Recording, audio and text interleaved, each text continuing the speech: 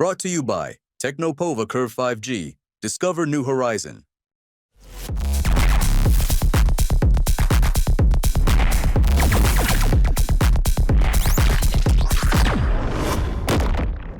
नमस्कार, मैं हूं आकिल। आप सभी का स्वागत है TV9 राजस्थान के स्पेशल शो 8 PM शो में। इस शो में हम बात करते हैं राजस्थान की हर बड़ी खबर की, फिर चाहे वो सियासी हो या गैर सियासी।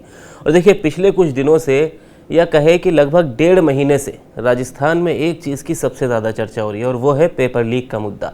उसमें भी खासकर SI भर्ती 2021 वाला मुद्दा, क्योंकि उसको लेकर हनुमान बेनीवाल लगातार धरने पर चल रहे हैं और पिछली 25 मई को उन्होंने युवा महा आक्रोश रैली का भी उन्होंने आयोजन किया था जयपुर में, जिसमें भारी मात्रा में लोगों का समर्थन देखने के लिए मिला था। लेकिन अब SI भर्ती जो है राजस्थान में वो कहीं ना कहीं मजाक बनकर रह गई है, क्योंकि एक तरफ से SOG गिरफ्तार करती है और दूसरी तरफ से उन्हें ज़मानत मिल जाती है। तो अगर एक आंकड़ा भी आपको बताए तो लगभग अब तक SOG 106 अभ्यर्थियों को इस तरह के, जिन पर उन SOG को शक था, गिरफ्तार कर चुकी है। और इनमें से भी लगभग मान के चलिए कि आधे से ज़्यादा को ज़मानत भी मिल चुकी है। यानी 53 जो चयनित सब इंस्पेक्टर थे वो शामिल थे इनमें, कईयों को उसमें ज़मानत मिल चुकी है। तो अब यही हमारा आज का सवाल है, जो सियासी गलियारों में भी काफ़ी गोते मार रहा है कि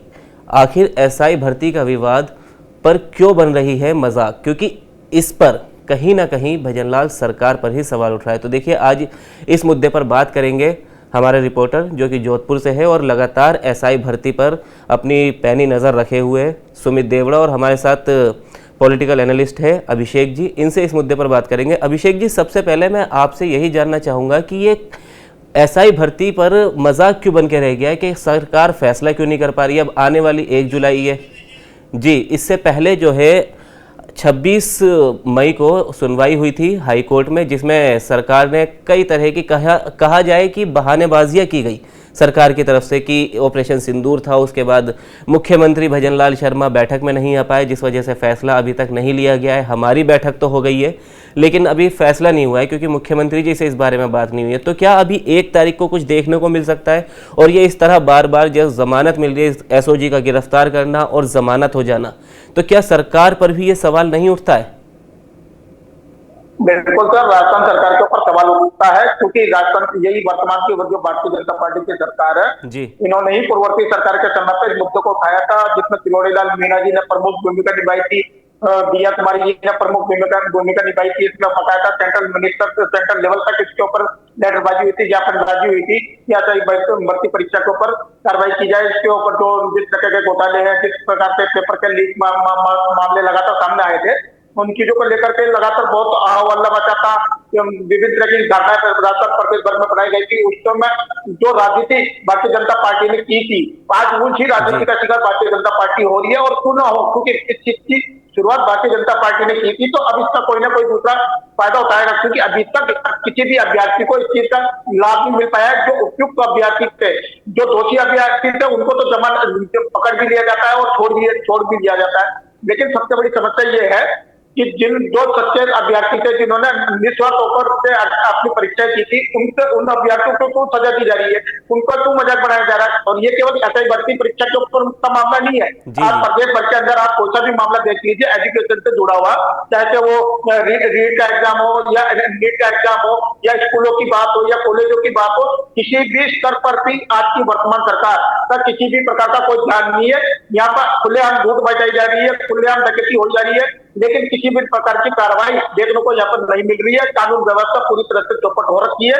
आज इसी वजह से हनुमान बेनीवाल जी बेशक भले ही आवाज युवाओं की आवाज उठा रहे हो, लेकिन उनका भी एकमात्र यही मात्र साधन है कि उनको भी राजनीति करनी है और युवाओं का समर्थन जुटाना है। इसके अलावा मुझे नहीं लगता कि हनुमान बेनीवाल जी की रैली से इसके ऊपर कोई असर पड़ेगा, क्योंकि आज 1.5 साल हो गए राजस्थान सरकार को बने हुए। 1.5 साल के अंदर मुझे नहीं लगता कि अभी तक किसी भी अभ्यर्थी को न्याय मिला होगा।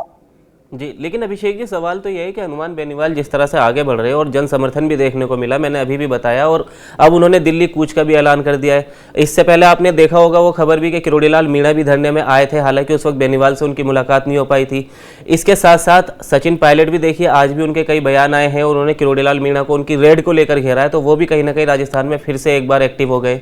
तो क्या उसका फर्क देखने को नहीं मिलेगा?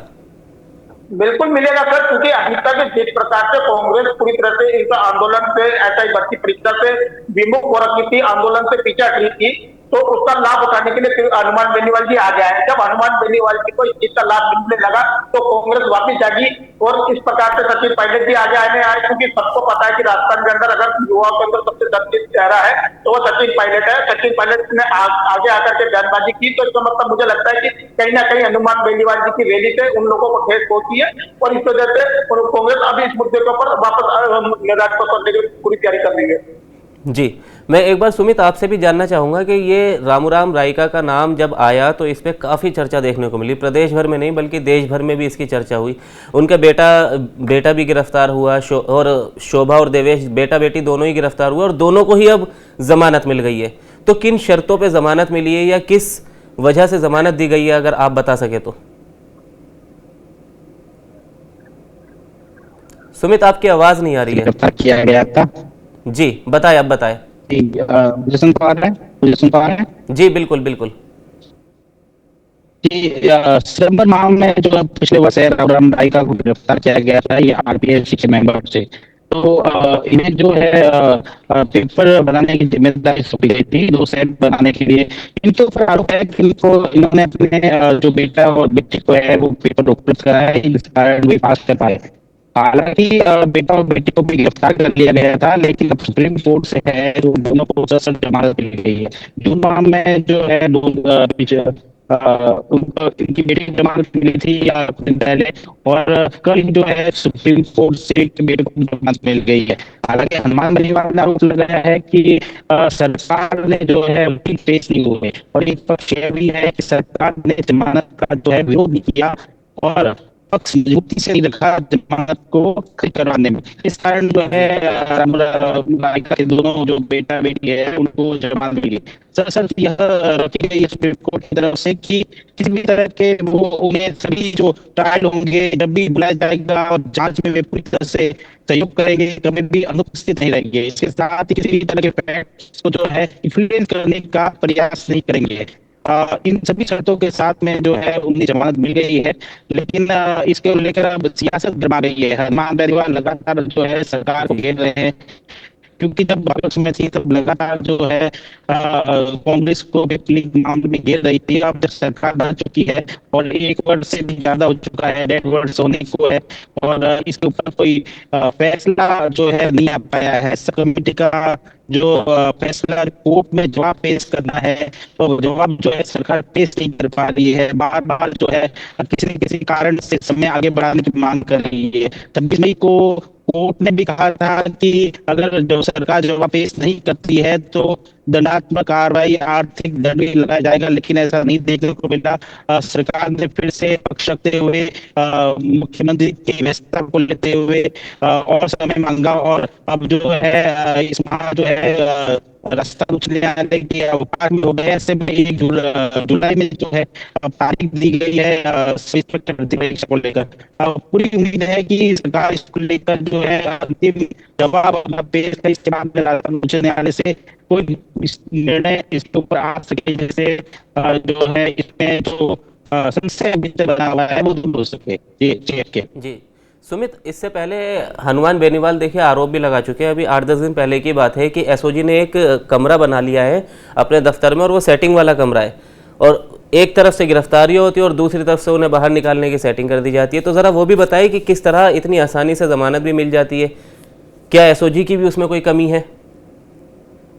रामूराम रायका के बेटे और बेटी का सवाल नहीं है। इससे पहले जो है 1-2 कैंडिडेट जो है जमानत पर बाहर आ चुके हैं। इस यही कारण है कि हनुमान बेनीवाल लगातार तो ऐसे कार्रवाई करते हुए डमी कैंडिडेट हो या पेपर लीक मामले में जो अभ्यर्थी नकल करते हुए पाए गए थे या आरोपी पाए गए थे उनको गिरफ्तार किया था, तो लगातार जमानत पर बाहर आते जा रहे हैं। ऐसे में हनुमान बेनीवाल का सवाल उठाना लाजमी है कि जब इस पे कोई ठोस निर्णय ही नहीं आया है, इसलिए ऐसे अभ्यर्थी जिन पर आरोप है पेपर लीक मामले को लेकर, वे अगर बाहर आते हैं तो इस पूरे मामले को कहीं न कहीं इन्फ्लुएंस कर सकते हैं और इस पूरे मामले को कमजोर कर सकते हैं। यही कारण है कि एसओजी की जो पूरी कार्य प्रणाली है उसके ऊपर भी बेनीवाल ने जो है सवाल निशान उठाया है। साथ ही उन्होंने कई जो है आरोप लगाए हैं। उनका कहना है कि जो कुछ विशेष लोगों के ऊपर ही जो है एसओजी कार्रवाई कर रही है। बेनीवाल का आरोप है कि कुछ ऐसे लोगों को छोड़ दिया जा रहा है जो कुछ लोगों के खास है। कई मंत्रियों के ऊपर भी उन्होंने बेनीवाल ने आरोप लगाए हैं। तो ऐसे में लगातार जो है राजस्थान में सब इंस्पेक्टर भर्ती परीक्षा को लेकर जो है राजनीति गर्माती जा रही है। जी अभिषेक जी, मेरा अगला सवाल आपसे होगा कि देखिए अब जब पिछले साल 2023 में विधानसभा चुनाव हुए राजस्थान में, तो ये पेपर लीक वाला मुद्दा सबसे हावी रहा और ये कहीं ना कहीं वजह भी माना जाता है कि सरकार के सत्ता के बदलने का। इसके बाद भजनलाल शर्मा मुख्यमंत्री बने, उन्होंने एसओजी भी बनाई। एसओजी के बाद एसओजी की काफ़ी तारीफ भी हुई कि देखिए अब किस तरह काम कर रही है। इसके बाद एक कमेटी भी बनाई जिसका नेतृत्व जोगाराम पटेल कर रहे हैं, के बिश्नोई भी उसमें शामिल थे।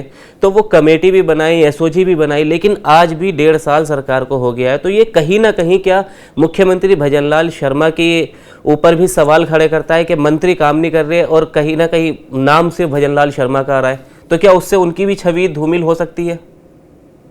बिल्कुल सर, बिल्कुल, क्योंकि कोई कहीं ना कहीं देखो मुख्यमंत्री का चेहरा अपने आप में एक विश्वसनीय चेहरा होता है प्रदेश के अंदर, पर एक जिम्मेदार चेहरा होता है। अगर मुख्यमंत्री अगर अपनी भूमिका का निर्वहन नहीं करे और मंत्रियों से अपना काम नहीं करवा पाए तो पर मुख्यमंत्री शायद आवाज में भी दिक्कत आ रही है। सुमित, आप बताएं कि देखिए आप सवाल मैंने अभी अभिषेक जी से भी वही किया, आप बताएं कि जब वो कमेटी ले ली गई और आप क्योंकि जोधपुर कवर भी करते हैं, आप जोधपुर में रहते हैं, जोगाराम पटेल जी से भी आपकी आए दिन मुलाकात होती रहती है, बातचीत होती रहती है, तो जोगाराम पटेल ही उस कमेटी का नेतृत्व कर रहे हैं, तो क्या फैसला नहीं ले पाना, कमेटी फैसला नहीं ले पा रही है और सवाल मुख्यमंत्री पर उठ रहा है, ये कहाँ तक सही है? देखिए जो मुख्यमंत्री, हालांकि कमेटी का यह कहना है जो अंतिम मीटिंग हुई थी कमेटी की, इसके बाद में यह कहा गया कि मुख्यमंत्री लेवल पर जो है अब निर्णय होना बाकी है। कमेटी ने निर्णय कर लिया है, मुख्यमंत्री के सामने रिपोर्ट सौंप दी गई है, मुख्यमंत्री लेवल पर निर्णय होगा तब जो है सरकार जवाब पेश करेगी। इसलिए मुख्यमंत्री को जो है विपक्ष ही नहीं और सभी लोग जो है जो इस रद्द की मांग कर रहे हैं, घेरे में लेने का प्रयास कर रहे हैं। कहीं ना कहीं जो इस तरह से आपने प्रश्न किया कि क्या सरकार की छवि धूमिल हो रही है, बिल्कुल, क्योंकि इसको मुख्य मुद्दा बनाते हुए भाजपा सरकार में आई थी। ऐसे में कहीं सरकार जो इतने लंबे समय से इसकी भर्ती प्रक्रिया पर जो निर्णय नहीं कर पा रही है, इसको लेकर सरकार जरूर धूमिल हो रही है। देखिए जोगाराम पटेल के नेतृत्व में कमेटी बनाई गई है, लेकिन जिस तरह से बयान हाल के दिनों में कई भाजपा के नेताओं के मंत्रियों के सामने आ रहे हैं, आज जो है जावेद सिंह पार्लियामेंट में सब बयान दे रहे थे। इससे पहले मदन राठौर भी बयान दे चुके हैं कि हमें उन कैंडिडेट के बारे में भी सोचना है जिन्होंने मेहनत से पास किया है। कई जो कहते हैं सरकार की नौकरियां छोड़कर इसमें आए हैं, तो कहीं ना कहीं सरकार का पक्ष जो है साफ नहीं हो पा रहा है। इसलिए जो है विरोध के स्वर और तीव्र होते जा रहे हैं, कहीं शंका पैदा कर रहे हैं जो लोग भर्ती परीक्षा की रद्द की मांग लगातार कर रहे हैं कि क्या सरकार इसको यथावत ना कर दे, क्योंकि सरकार इसको लगातार पेपर लीक को लेकर जब कांग्रेस सरकार में थी तब घेरती आई थी। तब जब युवाओं ने जब भाजपा सरकार सत्ता में आई तो युवाओं को पूरी उम्मीद थी कि उनके साथ न्याय होगा और सरकारी भर्ती परीक्षा को लेकर ठोस निर्णय करेगी। ज्यादा बड़ा पक्ष जो है रद्द करने की मांग को लेकर है, क्योंकि कम ही लोग हैं जो चयनित हो गए, उनके परिवार से लोग हैं वो भी यथावत करना चाहते हैं। तो ऐसे में एक बड़ा धड़ा जो पक्ष है वो ज्यादा भारी है रद्द की मांग को लेकर। तो ऐसे में कहीं ना कहीं जो है दबाव सरकार पर बढ़ रहा है और उनको पूरी उम्मीद सरकार सत्ता में आएगी तो इसको रद्द करेगी। लेकिन जिस तरह से अब बयान सामने आ रहे सरकार के मंत्रियों के नेताओं के, तो उन लोगों में कहीं ना कहीं संशय पैदा हो रहा है और यही कारण है कि विरोध के स्वर जो है लगातार बढ़ते जा रहे हैं इस परीक्षा को लेकर। जी अभिषेक जी, मैं अब आपसे जानना चाहूँगा, आपको आवाज़ आ रही है मेरी? बिल्कुल आ रही है। जी अभिषेक जी, देखिए अभी मैंने आपसे कमेटी को लेकर सवाल किया था, कमेटी समय पर अपना काम नहीं कर रही है। इसके अलावा उप मुख्यमंत्री दिया कुमारी जो खुला पत्र लिखकर मुख्यमंत्री से आरएएस भर्ती मेन परीक्षा जो है उसको आगे बढ़ाने के लिए कह रही है, क्योंकि उसको लेकर भी अलग आंदोलन चल रहा है। इसके अलावा किरोड़ी लाल मीणा है जो जगह जगह जाके छापेमारी कर रहे, रेड कर रहे, और उसकी वजह से अब विपक्ष को एक हथियार मिल गया है घर में बैठे बैठाए। वो विपक्ष लगातार भजनलाल सरकार को घेर रहा है। तो क्या अपनों में ही कहीं ना कहीं भजनलाल शर्मा घिरते नजर आ रहे हैं? बिल्कुल सर, देखो जिस प्रकार की कार्यप्रणाली राजस्थान प्रदेश के अंदर, राजस्थान सरकार के अंदर चल रही है, जिस प्रकार से सारे मंत्री, मुख्यमंत्री, विधायकगण और नेतागण जितने भी भारतीय जनता पार्टी के अलग अलग स्तर पर चलकर अलग अलग कार्रवाइयों की मांग कर रहे हैं, अलग अलग ज्ञापन दे रहे हैं, अलग अलग मांगे रख रहे हैं, तो उससे स्पष्ट जाहिर होता है कि कहीं ना कहीं भारतीय जनता पार्टी राजस्थान के अंदर बहुत गहरा टकराव देखने को नजर आ रहा है, जिसकी केवल खानापूर्ति इस प्रकार से की जा रही है कि कभी इसको ज्ञापन दे दो, कभी उसको ज्ञापन दे दो, कभी ये मांग कर दो, कभी वो मांग कर दो, लेकिन इससे जनता की समस्याओं को कोई निराकरण नहीं मिल रहा है। जनता की समस्याओं का निराकरण जिन मंत्री को करना है वही अगर मांगे रखेंगे तो फिर उसका समाधान करेगा कौन? सबसे बड़ा सवाल ये बनता है। आज एसआई भर्ती प्रक्रियाओं या आरएएस की भर्ती प्रक्रियाओं या शिक्षकों की भर्ती प्रक्रियाओं या कोविड 2020 के टाइम पे जो अभ्यर्थी लगाए गए थे स्थायी तौर पर, उनकी भर्ती तक आज तक नहीं की गई है राजस्थान सरकार के द्वारा, जबकि यही भारतीय जनता पार्टी के नेता थे जिन्होंने लगातार उन लोगों के मांग उस समय की तत्कालीन सरकार के सामने रखी थी कि भाई इनको स्थायी कर्मियों को नियुक्ति वापस दे। लेकिन आज जब ये सरकार में आ गए हैं, सरकार में आने के बाद भी उनकी मांगे नहीं सुनी जा रही है। पहले तो उनके धरने पर खुद जाया करते थे, अब उनको अपने घरों में घुसने नहीं दे रहे हैं। तो जिस प्रकार का ये बिखराव भारतीय जनता पार्टी के अंदर देखने को मिल रहा है, कहीं ना कहीं इसका खामियाजा भारतीय जनता पार्टी को उठाना पड़ेगा। और यही कारण है कि, और इसमें दूसरा सबसे बड़ा कारण हो रहा है विपक्ष की जो भूमिका है, जो कांग्रेस को निभानी की है, उसमें वो अभी तक तो पूरी तरह से शून्य नजर आ रही है। तो इसी का फायदा उठाकर हनुमान बेनीवाल ऐसे भर्ती परीक्षा को लेकर के मैदान में उतर गए, जिसका मुखौटा जैसे जैसे पूरे प्रदेश में छाने लगा तो कांग्रेस के बड़े बड़े दिग्गजों का सामने नजर आने लगे कि कहीं हमारा क्रेडिट कोई दूसरा ना ले जाए। इसी वजह से कांग्रेस को अपने बयानबाजी चालू करनी पड़ती है, लेकिन ये बयानबाजी वाला काम नहीं है, इसके ऊपर काम करना पड़ेगा, धरातल पर आना पड़ेगा, लोगों को न्याय दिलाना पड़ेगा, तब जाकर के इसके ऊपर कोई समाधान निकल पाएगा। चलिए, बिल्कुल आप सही कह रहे हैं कि कांग्रेस को जो अपनी भूमिका निभानी चाहिए वो भूमिका नहीं निभा पा रहे, और कहीं ना कहीं सवाल ये भी है कि हनुमान बेनीवाल जिस आरएलपी पार्टी का एक भी विधायक विधानसभा में मौजूद नहीं है, वो हनुमान बेनीवाल लगातार धरना दे रहे, और कांग्रेस जो मुख्य विपक्षी पार्टी है वो अपने घरों में और दफ्तरों में लगातार बैठी हुई है। बस एक आध पोस्ट नजर आता है, कहीं ना कहीं धरातल पर आने की उनकी बड़ी कमी नजर आ रही है। अब देखिए 1 जुलाई को होने वाली है फिर से सुनवाई हाईकोर्ट में, उस पर क्योंकि हाईकोर्ट ने सरकार को 1 जुलाई का वक्त दिया है कि ठीक है आप अपनी पूरी तैयारी करके आइए और हमें 1 जुलाई को बताइए कि आखिर करना क्या है। हाईकोर्ट ने सरकार के पाले में बोल डाल दिया। अब ये देखना होगा 1 जुलाई को कि क्या सरकार इसको एसआई भर्ती परीक्षा 2021 को रद्द करती है या नहीं करती, क्योंकि अगर रद्द करती है तो भी कई परेशानी आए, नहीं रद्द करती तो भी कई परेशानी है। बस आखिरी सवाल मैं आपसे रद्द होने या ना होने को लेकर करना चाहूंगा अभिषेक जी, कि अगर रद्द कर देती है तो भी सरकार के माथे पे लकीरें बढ़ेंगी, टेंशन बढ़ेगी,